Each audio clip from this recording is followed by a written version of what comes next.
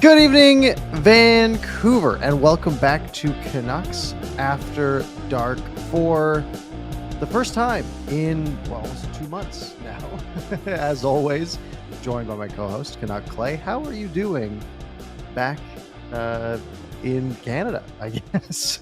Yeah, Parker, I've never been so excited to hear a good evening, Vancouver. I missed that. I missed you. We were just talking as we were scrambling to get everything ready that you actually did a July 1 show. But for me, the last show we did together was June 24th. So over 2 months ago. So happy to be back. You were away. I was away. Now we're back together, back ready for another season, but feels good. How are you? I'm good. I'm starting to get to that phase where it's kind of sad. Summer's not winding down, but we got like a good month left of like decent weather. Yep. Before we get into the rain, my after work golf that I like to do stops becoming a thing mid-September because the sun sets too early. Yeah. But as that hits, so does football season, and then so does hockey season. And then, we have that to look forward to. Especially this is our first off season, assuming that the team is going to be good. That's pretty nice. We are sitting here laughing at all the teams except one below us in the Pacific.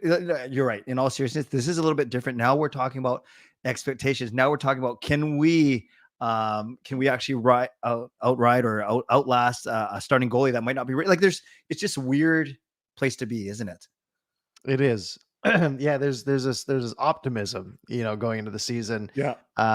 Where normally it's dread the last few years. So that's great. No, everything's good. Everything's good. It's obviously we haven't done a show. I think it was the first weekend of July, whatever that would, or the July, was it July 1st that I did that? It must have been. You nailed that show. Yeah.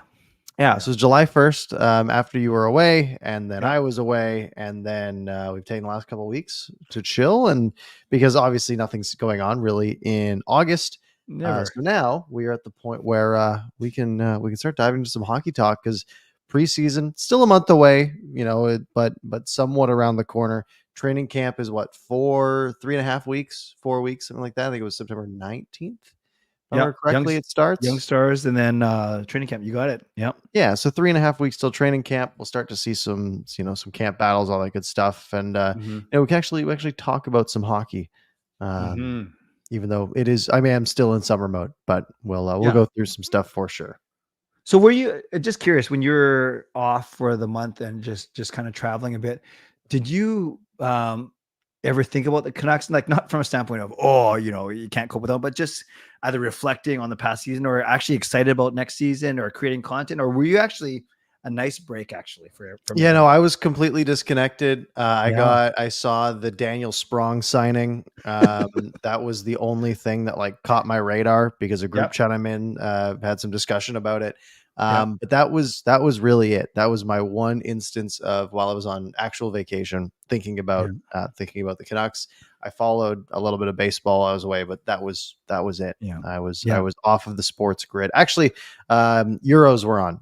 I was tracking that, but and for me, I was kind of following the Canucks stuff. It's hard to get away from it if you're still at least connected on X or whatever. But for me, it was the Olympics, and I was in the Philippines trying to navigate that time change. So Paris was basically smack dab in the middle of Vancouver time and Manila time. So every time all the cool events were happening, like the basketball and the track, the stuff everyone wanted to see, it was early in the morning, like middle 3 a.m., 4 a.m. So I basically had to go to bed and wake up to the news of us winning a 4x1 gold medal, whatever. So that was it wasn't the Canuck stuff that kind of I was kind of having FOMO. It was more actually the Summer Olympics because I'm a big Olympics guy. Yeah, me too. Yeah, luckily we were back.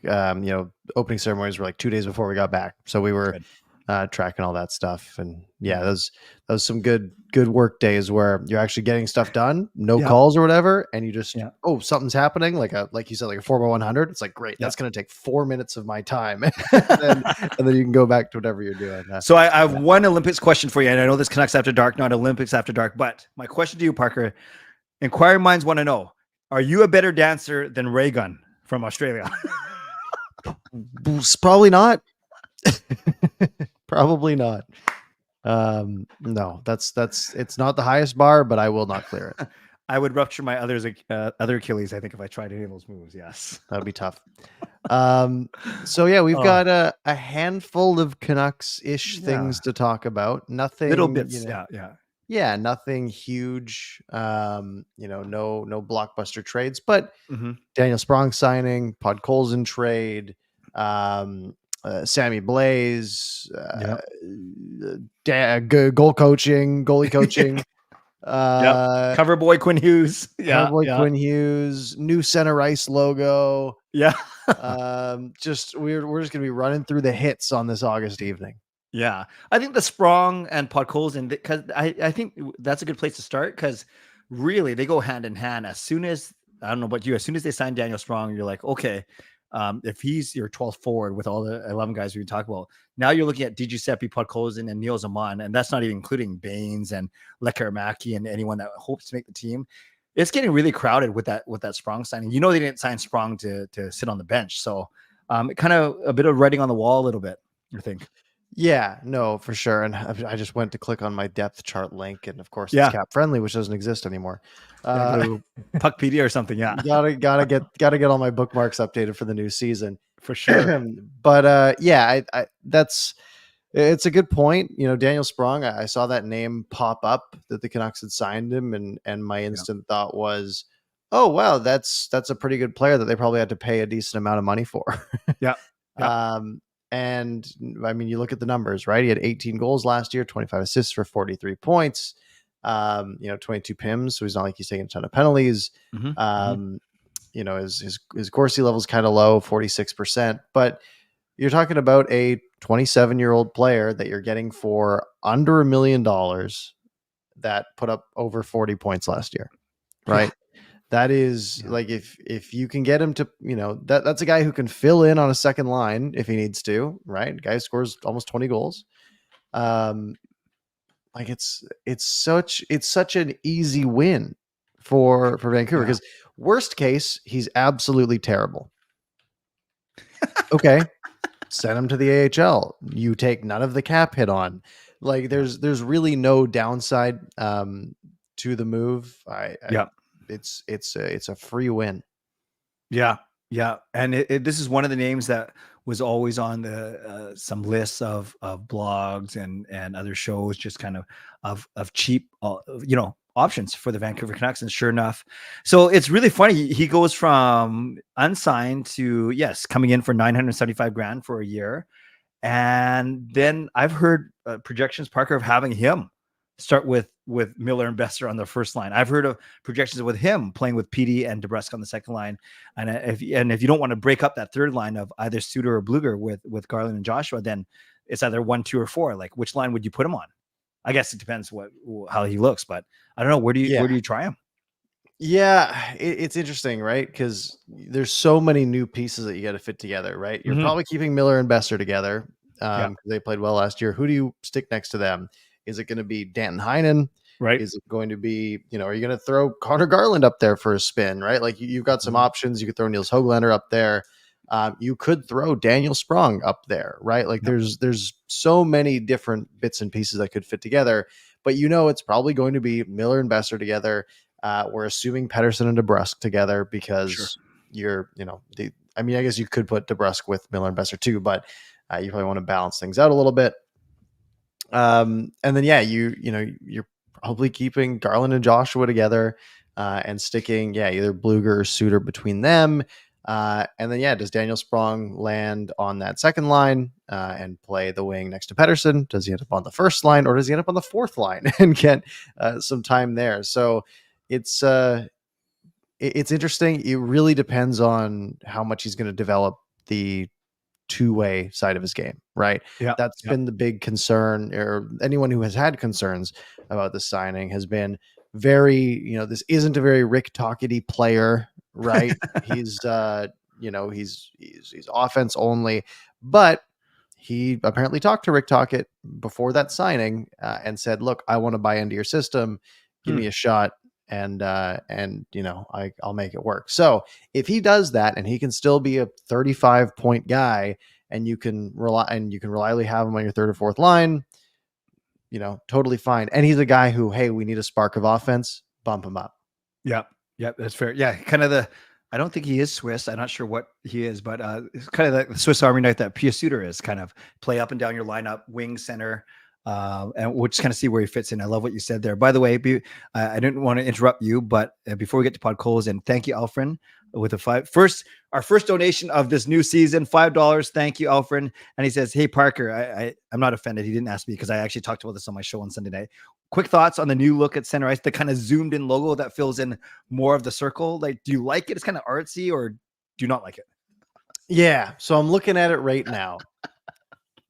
I think it's not as classy and clean, right? but I think it does look cool. I don't know if I understand, because it's clear that they've got like a blue ring in the middle. I'm not really sure why that's there, why you couldn't just rock the white in that. It kind of looks weird with the logo, but I like the see-through center ice line for now. I like the idea of it. I might hate it at some point. But no, I think it looks really good. I do too. I think it's different. It looks sharp. Yeah, you're right. If you take away the logo, it's kind of like two circles, right? The white in the middle and then the blue on the outside, and then the logo is kind of superimposed on top. But I don't know. Like, maybe are they trying to fill in more white so you can't find the puck? I don't know. Yeah, and maybe it just would look a lot worse without that blue circle there. I don't know. I agree. It's kind of hard to tell without or with it there. Yeah, no, there you go. There, we wanted your expert opinion because of we missed that. So thank you, Alfred, for the donation, and thank you, Fangirl, for acknowledging 2 years and a month of being a supporter of Canucks After Dark, which is awesome. Thank you. Okay, so one of the side effects of the Sprong signing was Vasily Podkolzin, 2019 first round, 10th overall draft, a draft that many Canucks fans were at because it was here, traded to Edmonton for a meager 4th round pick. Yes, we get something as opposed to losing him on waivers. What do you think when you heard this one? Yeah, it's one of those ones that hurts a little bit, right? I mean, any sort of homegrown player, and especially a top 10 draft pick, especially when he was drafted, we were like, oh, he was like number 3 in the draft a year ago, right? Like he had fallen a bit, and we thought, hey, maybe we got a steal here.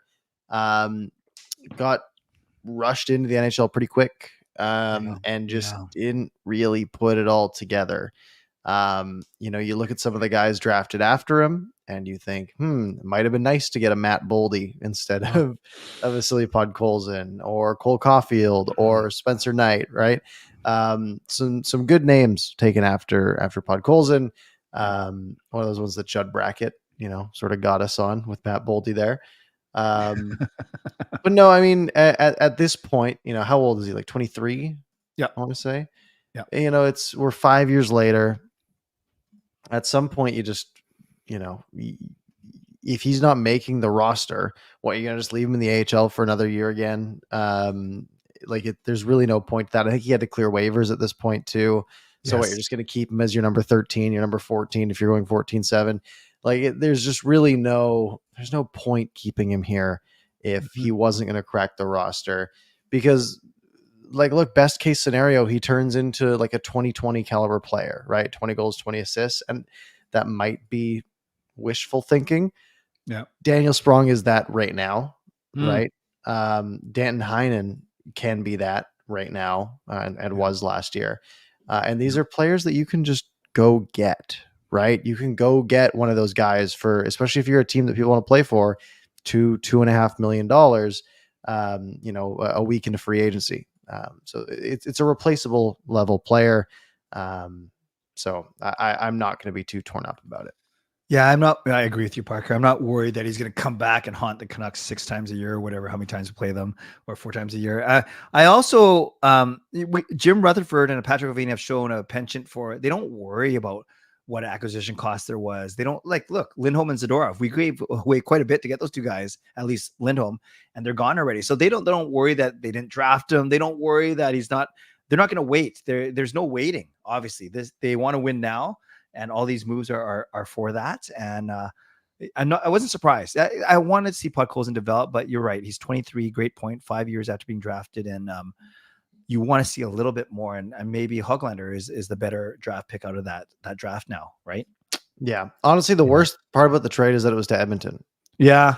For me, right? Yeah. And I don't know how well he's gonna fit there. I guess they need cheap depth. But I don't want to see him in an Oilers uniform, right? That's worst case. So hopefully the Oilers do very bad and he does very good for them while they do very bad, which we know won't be the case. Right. And I know this is our first show in 2 months, so we got a lot to talk about. We probably won't get to questions if we do until the very end. But I love what Steven put in here because it's exactly what we're talking about. Look at this. Sprong, 43 and 76, $1 million.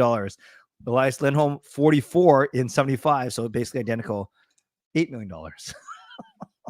Yeah. I mean, I've talked to people, obviously outside of this about the Lindholm contract and the Zadorov contract. Yeah. Lindholm contract, most people I've talked to have not been too torn up about him not coming back, right? And now that he did a ton here, right? He scored the one pretty big goal against Nashville, but it wasn't like a great goal. Like it was a pretty weak one. I've talked to a lot of people who are pretty upset about Zadorov leaving, but I've always just had to say, like, that contract is going to age so poorly.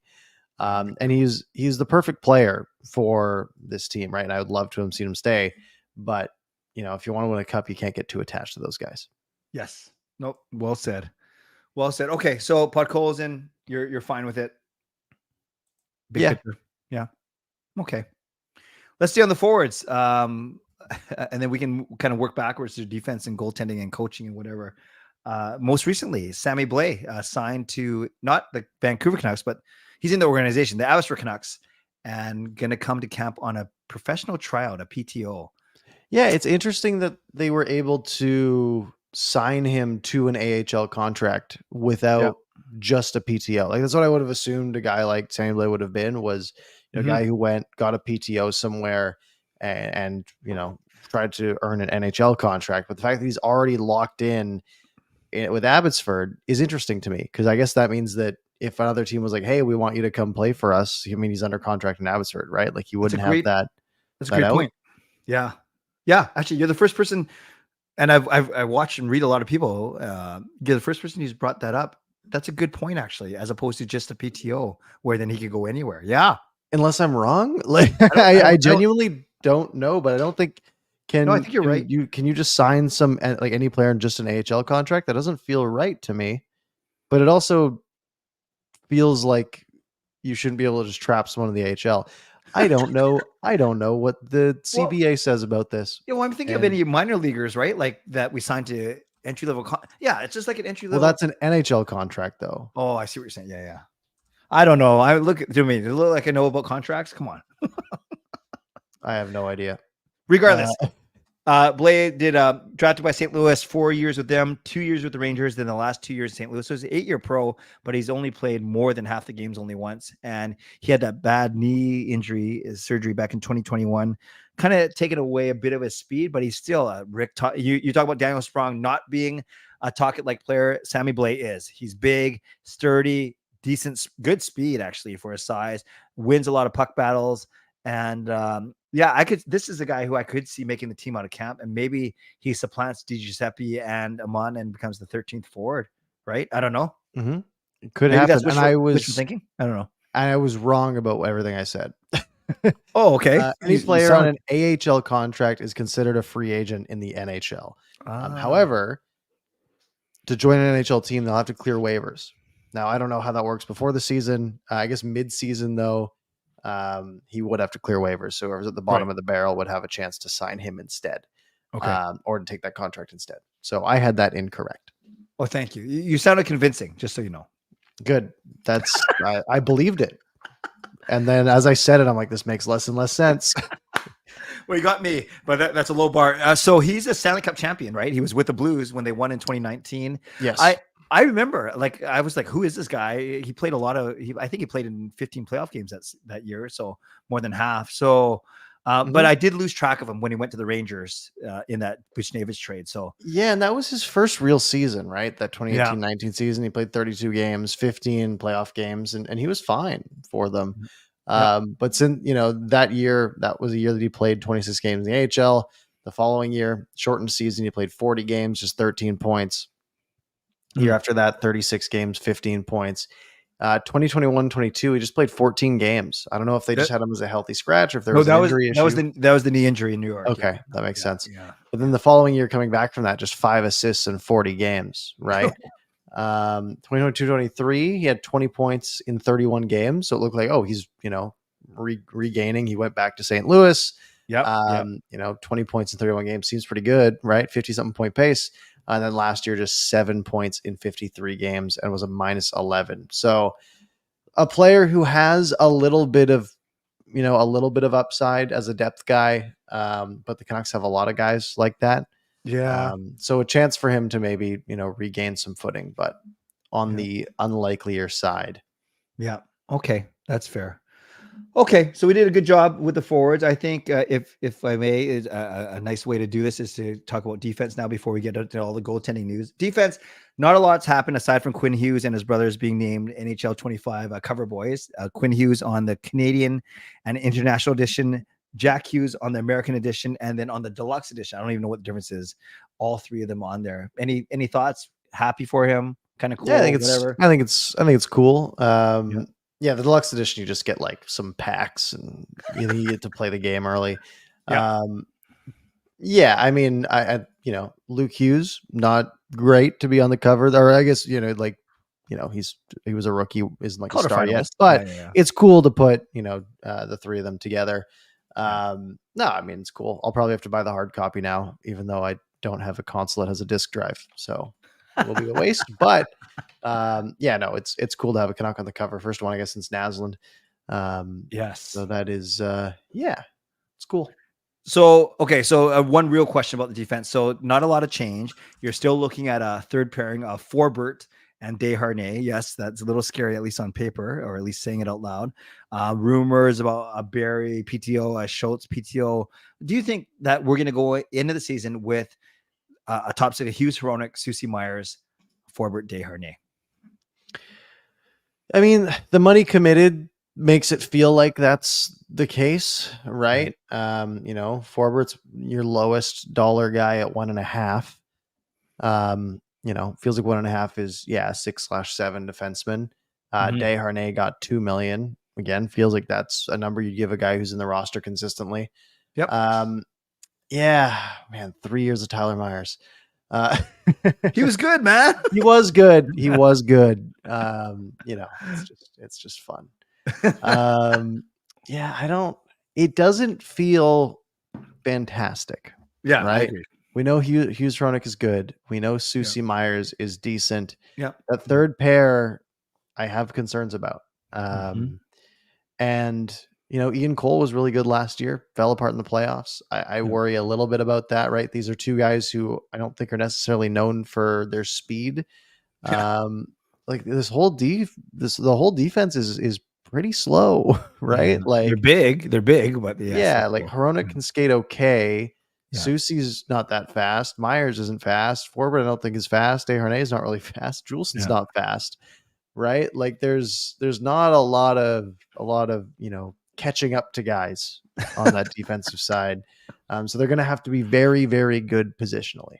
Yeah. And admittedly, Desharnais, I was happy when he was in the lineup for the Oilers, in the playoffs, because I knew we could skate around him. I also knew he could plaster guys if he caught them, but we'll see. There's even rumors. I know you heard about this. There are a couple stories that maybe he's going to get a chance on Quinn Hughes' side to give Hronek his own pairing, but I think that's a little bit too ambitious right now.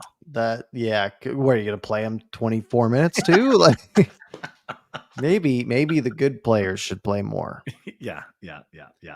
All right, let's get to the goaltending, because I know there's two stories that are they're technically two different stories, but they could very well be related. So what were your thoughts when you heard that Demko may likely not be ready for the season start, or at least the training camp and preseason? And then Ian Clark, what you call demotion, he's not the director of goaltending anymore. He is a goaltending development coach. So you think of younger guys, and he's going to be a scout. Marco Terranius comes from Abbotsford to Vancouver as a goaltending coach, and they've just hired Justin Pogge today as the Abbotsford coach to replace Marco Terranius. So But basically they said Ian Clark can't go on the ice as much. And we've heard that he obviously he's getting older. So maybe he can't do all the drills or doesn't want to be lacing it up every single day. Your thoughts overall, and is this a big deal or not? Yeah, it's interesting. Obviously Demko not being available potentially is a huge blow, right? Seelovs was great in the playoffs. But we don't really want him to to shoulder the workload all that much. Now, obviously, there are rumors floating around. Kevin Lankinen is a name that we've seen quite a bit, and a name that I like a lot if you can afford him, frankly. Because I feel like Kevin Lankinen, Lankinen Seelovs, Lankinen Saros. That's a little slip there. Yeah. But yeah, Lankinen Seelovs, at least for the first little bit of the season, I feel like would be okay. As opposed to, I guess, Seelovs Tolopolo. Like, is that the alternative? That doesn't Patera, Yuri Patera, our new guy. Yeah. Okay. Combine like 10 games. So if Demko's not ready, yep, you have to go get another goalie, right? You have to do something. Don't know how you're going to make the cap work. That's not my job to figure out. But you have to do something at that point. That's a big blow. Like you think of how the season started last year, and it started pretty good, right? The Canucks started the season in a playoff spot, and they never gave it up.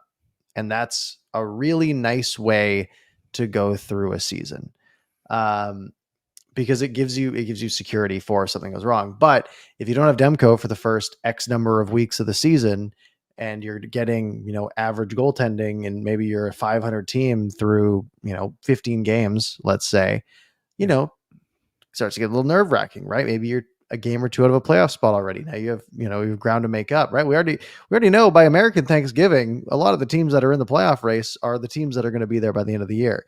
So yeah, you definitely want to get off on a hot start, especially because, again, we have one good year from this team so far. Who knows if it was a big fluke? I don't think it was. But you need everything you can to jump ahead in this division. So hear me out here and tell me what you think about this. I love your opinion.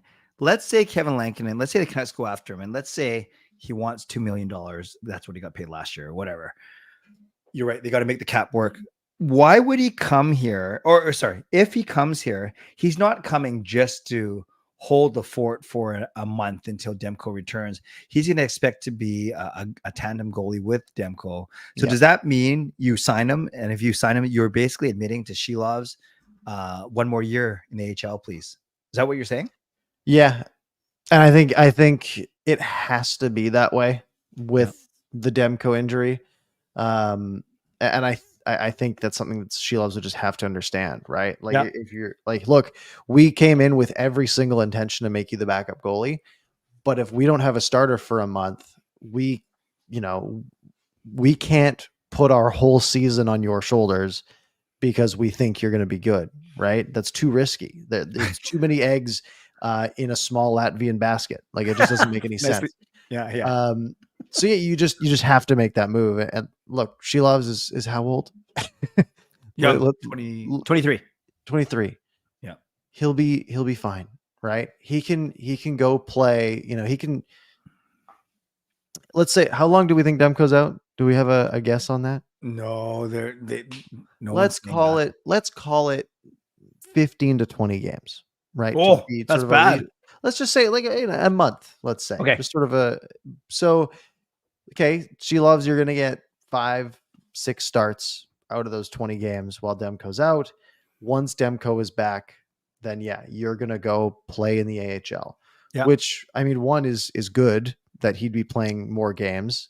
You could theoretically call him up for an occasional game if you really wanted to. I don't think Lankinen would love that. But I guess you could do that. But then I think a Demko Lankinen tandem is pretty good for the duration of the season, especially since we have no idea how reliable Thatcher Demko is going to be from here on out, right? He's had a few pretty bad injuries in his career. So having, you need a safety valve. You can't just expect him to go start 70 games a year. You need a guy who can hold the fort down. Perspective is such a funny thing, Parker, because I look at when they're on the top of their game, you look at Demko at 5 million and Shelov's at 850. What a steal. And you're saying, I know it's Edmonton's even cheaper with Pickard and Skinner, but I'll take Demko and Shelov's every day. 5.8 million for two goalies for solid goaltending when they're on top of the game. That's awesome. Then you have a lot of room to do other things with the cap. But perspective goes the other way. I'm actually not sure how durable Demko is. I'm actually not convinced that Shelov's a bona fide NHLer yet, despite a decent, not amazing, but a decent playoffs. It's interesting that you're saying, wow, you're right. We got to get a Lankinen. We got to get at least someone with some pedigree here to solidify things. So I think it's going to be the biggest story between now and training camp. I really do, is what happens with their goaltending. And some are saying, go with Shelovs and Patera. That's who you signed. And the Canucks are a better team, better able to handle adversity and bad goaltending than they were last year. Now you think that through. Forwards, maybe they want to score more or just as much, but we just finished talking about, is the defense much better? Maybe it's not. So I'm not sure if I buy that argument. Yeah. Look, Shelovs is good in the playoffs. Yeah. But in perspective, he's played 9 regular season games and has a sub 900 save percentage. He played 10 games in the postseason last year, 898 save percentage, right? And he was facing, Edmonton, right? That's a hell of a task, right? Yes. Edmonton probably scores at more than a 10% clip on their shots. But again, 19 NHL games. Yep. I am fine to say, hey, we're going to start you 25 times this year behind Thatcher Demko. You're learning from an NHL goaltending coach. You've got, Demko to sort of mentor you. And that's going to sort of, build you into hopefully a potential elite starter in the NHL. But I don't want Shelovs to have to be the guy again, right? He's already just been the guy in the first big playoff run the Canucks have had in 13 years, right? That's a lot to put on one guy. And he was very cool about it, but we want him to get better, right? I don't want him to have to just be so focused on the day-to-day grind and having to, play, every other night for a month and a half, and not actually improve. And maybe he tops out as sort of a low end to middling starter, when maybe we could develop him, right? Hey, maybe you can throw Lankinen as the backup and to start the season. Shelovs will get a handful of starts. He'll get that NHL time. He'll get that NHL money. Great. Now go down to the AHL, play, 40 games in a league where you are better than a lot of those players there, and you can build up that confidence, build up your skill set. I think for the long term, for everybody, that's what you need to do. I'm scared to really just throw your whole season on Artur Shelovs. Yeah, that's fair. That's totally fair. By the way, when you were talking about shooting percentages, I just looked it up. Remember how well the Canucks started last season? They were talking about breaking all these PTO records and stuff. So they ended up tied for first with the Tampa Bay Lightning at 12% shooting percentage. And the Oilers, you're right, they were over 10%, but they were down at number 10 at 10.6. Now their power play was amazing, especially in the playoffs. But yeah, the Oilers at 10.6%, the Canucks tied for first at 12%. Yeah, and that makes sense, right? So Shelovs was average, I guess, in the playoffs, if you put it that way, right? Because he allowed 10.2% of their shots to go in. Yeah.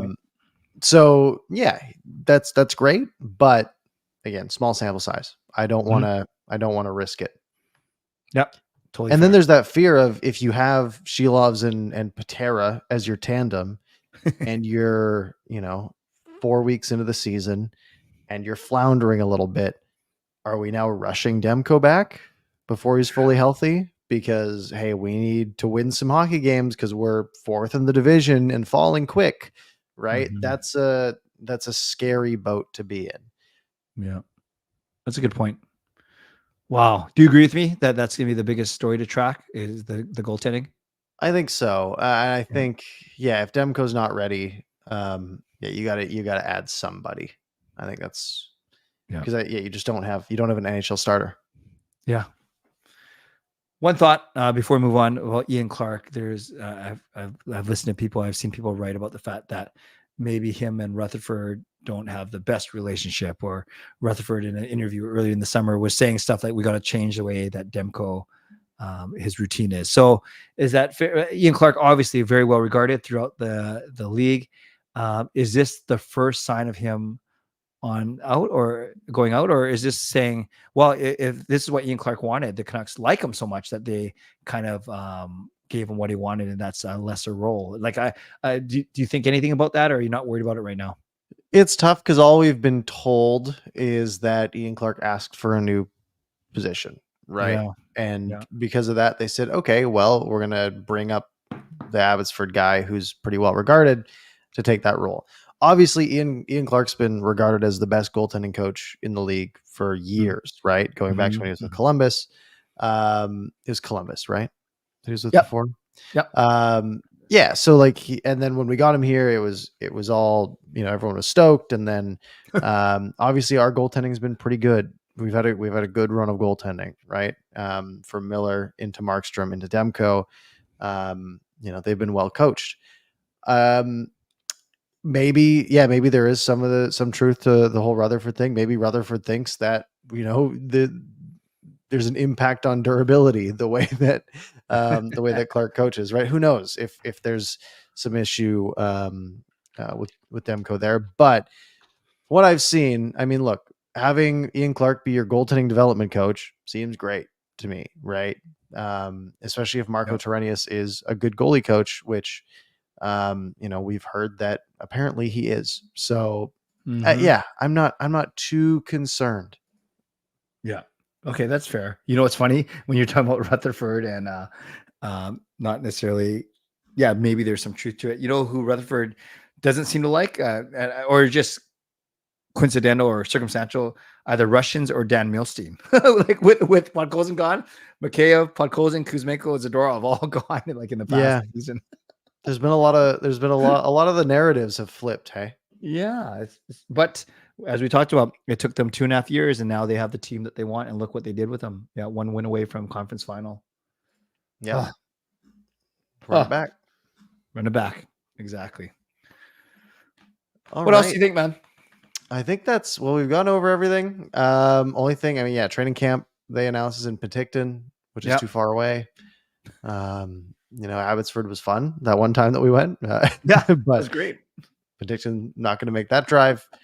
I think we've gone over pretty much everything that's happened in the last 2 months. Yeah, I think we did a pretty good job. I think so too. Didn't drag on and just kind of hit on everything. So I think we could probably cede the last 15 to 20 minutes to the people. You want to do that? Sounds good to me.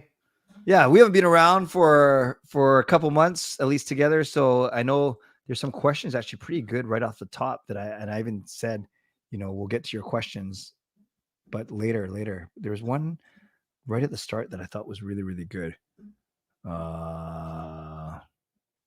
Okay, let's start with this one from RP. Do you think the change of Ian Clark's position will affect Demko's next decision for a contract extension? So he's got 2 years left, Parker, $5 million. That means July 1 of 2025, he can start negotiating extension, but who knows where the Canucks are by then?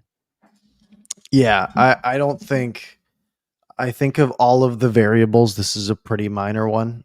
Especially since he's a guy who's still in the organization. It's not like he's gone somewhere else, right? It's not like he'd be like, hey, if I go sign with Columbus because he's moved back there, I can still be with Ian Clark, right? That's not the case. Ian Clark's still part of the Canucks front office. So I don't think that's a big part of it. I think what's going to matter a lot more is, where is this team 2 years from now, right? Were the Canucks competitive in the 24-25 and 25-26 seasons? Is Artur Shilov's gunning for his job, right? Is Shilov's play 35 games as the backup the previous year and put up like a .916 save percentage?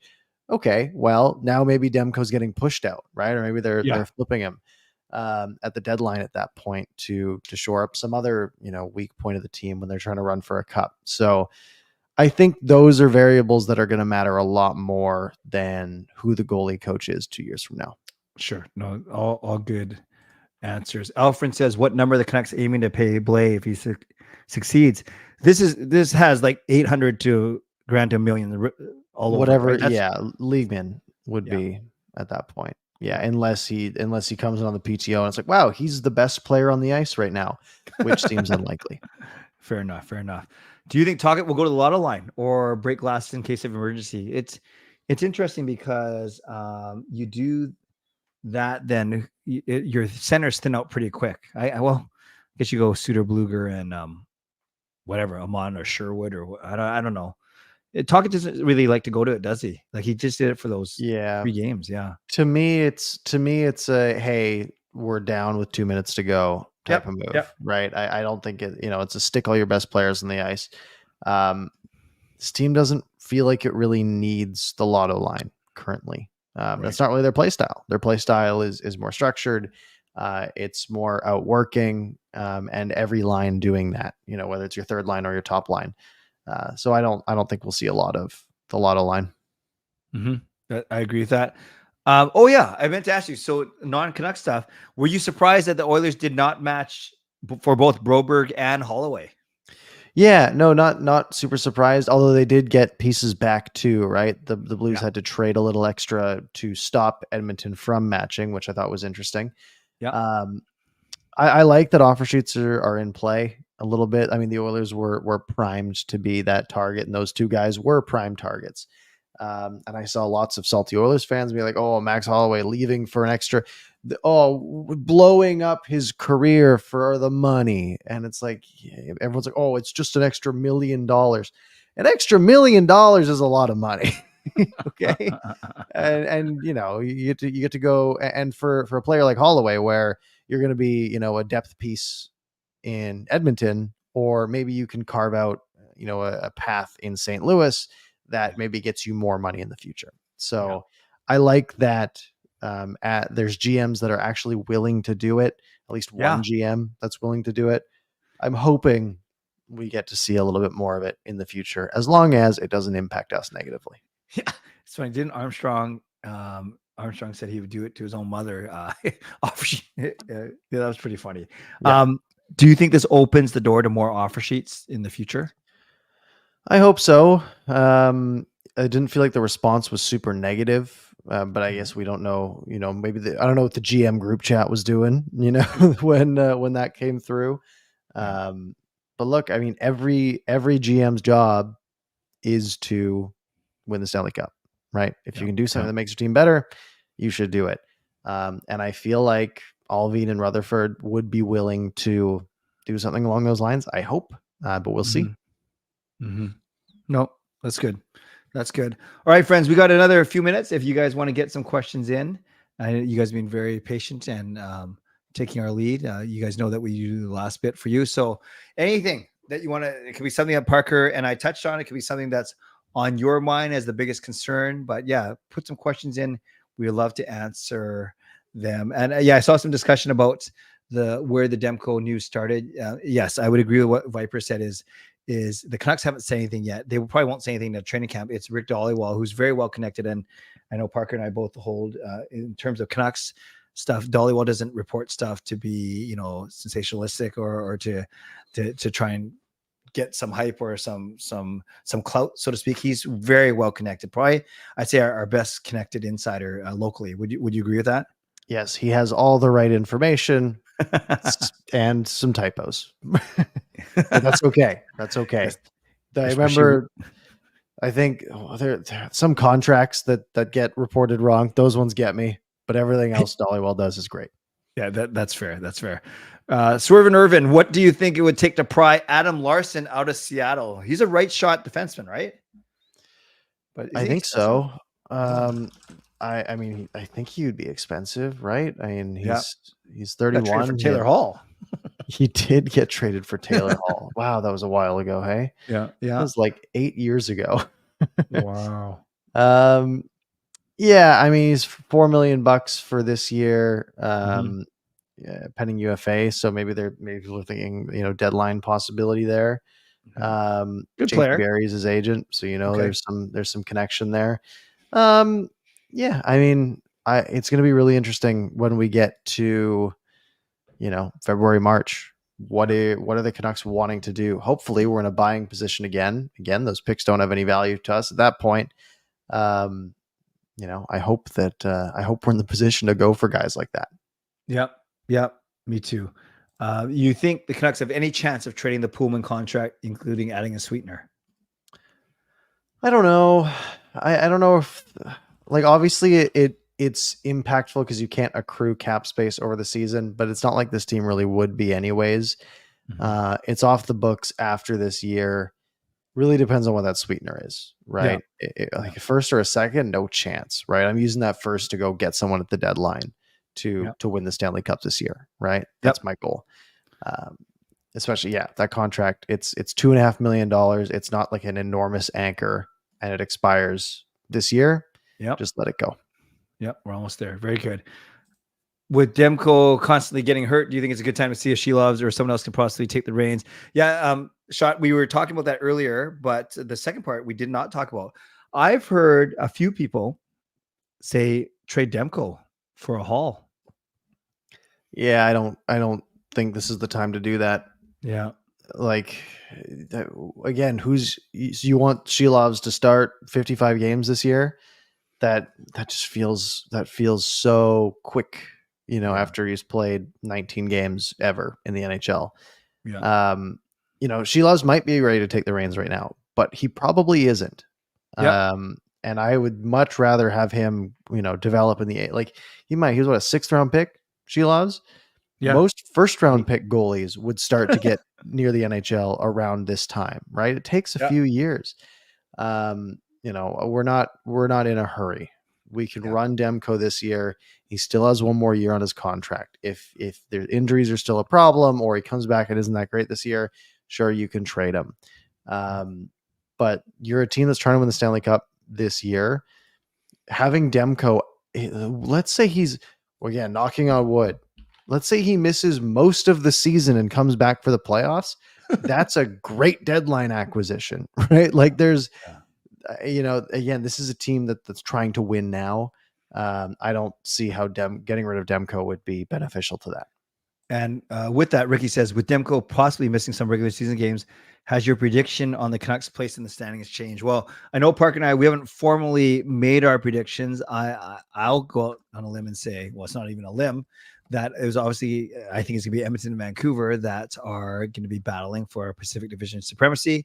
And if Demko is out for 5, 10, 15 games, then I do swing the pendulum a little bit in Edmonton's favor, but we've seen the regular season doesn't matter. It's what you do in the playoffs.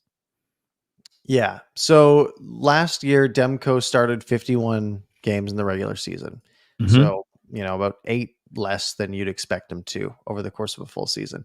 And it was his best year by a good bit, right? I mean, a 918 save percentage. He saved 21.2 goals above average. So goals saved above average is the stat that we'll use there. And obviously, had Vezina votes. 20. So he was worth 21 goals last year. How many wins is that? 8, maybe. Sure. Right? Sure. You're giving up an extra 2 goals a game. Let's say loses you the game.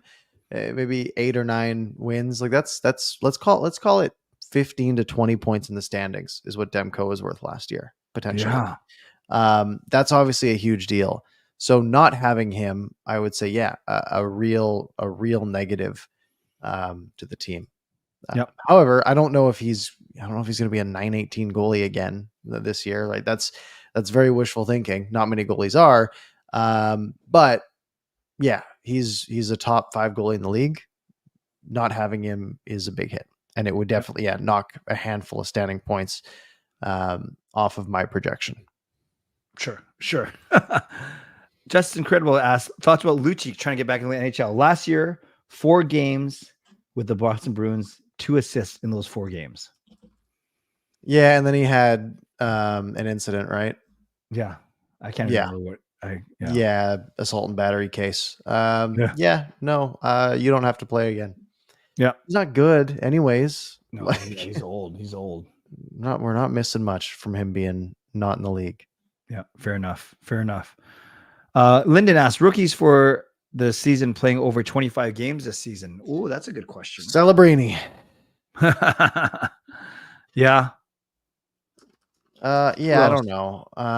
It's tough, right? I mean, guys who, the easy thing to do is to go look at the list of guys who were drafted in 2023 that haven't played yet, right? Yeah. Is did Michkov come over? Yeah, he's ready to go. Yeah. So Michkov, yeah, he'll play a bunch of games, right? Yeah. Will Smith for San Jose might get in, right? Ryan Leonard in Washington. A few players from that year. You'll probably get a couple from this year. I don't think there's a ton, right? Like, I don't think Beckett Seneca is going to be playing games this year. But yeah, you'll see Celebrini play. You'll see some guys from the 2022 season get in. But yeah. Yep. Irvin says forwards only. Which do you like better, last season or this season? For forwards, I'm going this season. Yeah, I agree with that. I love the Heinen edition. Yeah. Sprong's got upside. Kiefer Sherwood, I like a lot too. And you didn't lose a lot on the forward side, right? No, especially if you're comparing to day one of last year, right? Like Lindholm doesn't count in that scenario. Yeah. But even if you do include Lindholm, like if you're saying who comes into the top 12, who's out, you're right. It's Lindholm, Lafferty, and Mikheyev out. I'm missing one, and then it's Sherwood, Heinen, Sprong, and DeBrusk in. So I'm missing one. Who am I missing? I can't even remember. I can't remember either. But either way, yeah. No, I'm going this season's forward group for sure. I agree.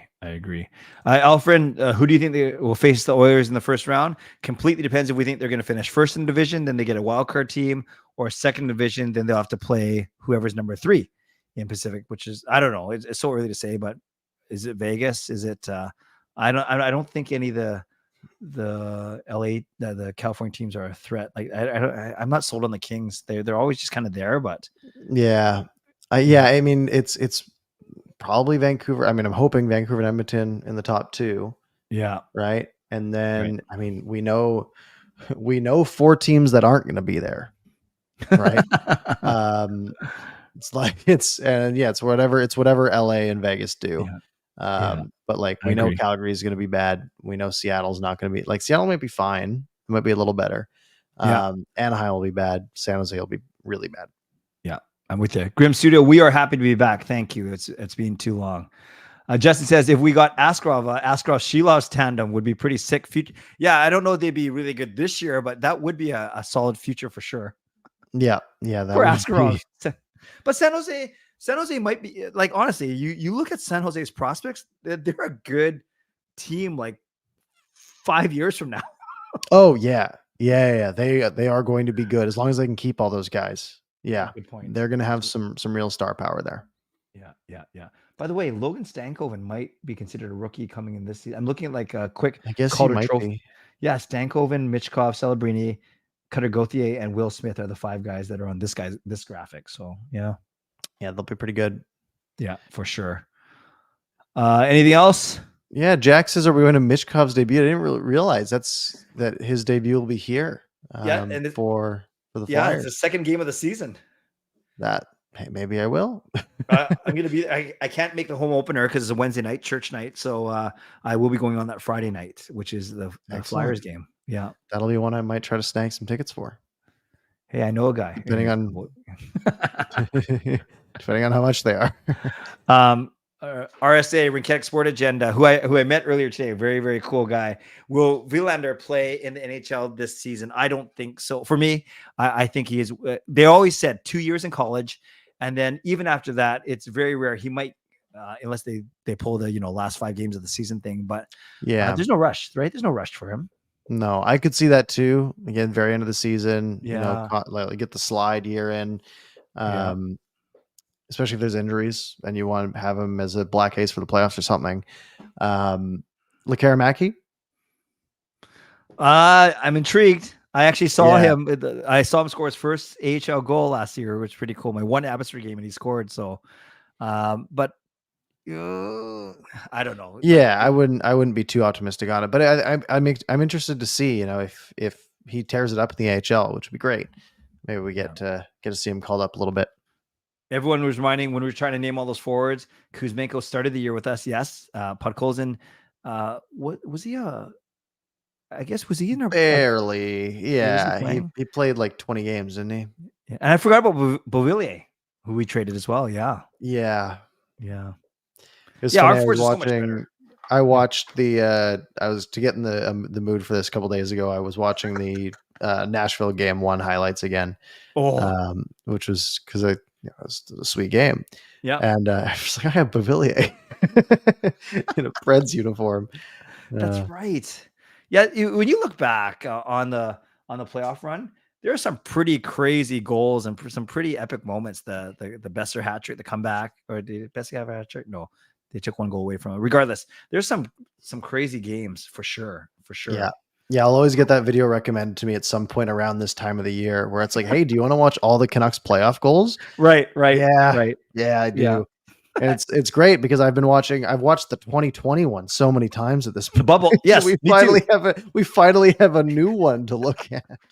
The bubble didn't Brandon Sutter score 1 and Troy Chester score down the big Chris Tanev goal to win the Wild Series. You got that Bo Horvat game undressing the Blues. Yeah. Oh. Great times. So another sign, the very first point you made and the very last point now we're making now is this off season, this 1 month to training camp feels a little bit different and feels good. It does feel good. Yeah. Well, folks, we're going to, it is 11. We're going to wrap it up there. If you enjoyed the show and you're looking forward to the season, make sure you're subscribed here on YouTube. Make sure you hit the like button. You can follow each of us on Twitter or X or whatever you want to call it. ParkersPucks for me, Canuck Clay. It's on the screen. It's in the description. You guys can figure it out. You can find Clay's YouTube channel, Canuck Clay. Mine is ParkersPucks. Yada, yada, yada. Clay, any parting words on this August Monday? Well, it feels great to be back, Parker, with you. And for all you listening out there, we are, if nothing happens, and because it's Labor Day, we may not do a show next Monday, especially if there's no news at all, or if Parker and I are away.